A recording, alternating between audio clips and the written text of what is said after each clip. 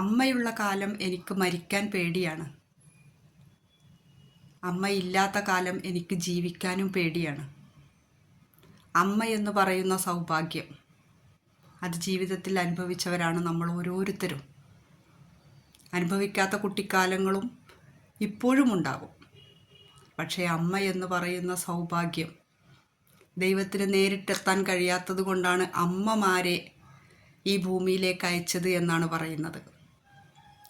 അമ്മ എന്ന് പറയുന്ന സൗഭാഗ്യമുള്ളവർ എല്ലാവരും അതിൻ്റെ മാക്സിമം അത് ആസ്വദിക്കണം. അമ്മയുടെ കരുതലും സ്നേഹവും അത് നിങ്ങൾക്ക് വേറെ എവിടെയും കിട്ടില്ല. അമ്മ കാത്തിരിക്കുന്നത് പോലെ നിങ്ങളെ കാത്തിരിക്കാൻ ഭൂമിയിൽ ആരുമില്ല. അമ്മ ക്ഷമിക്കുന്നത് പോലെ നിങ്ങളോട് ക്ഷമിക്കാൻ ഒരാളും ഈ ഭൂമിയിലില്ല. അമ്മയാണ് നിങ്ങളുടെ ജീവിതത്തിൽ കിട്ടിയ ഏറ്റവും വലിയ സൗഭാഗ്യം. Thank you.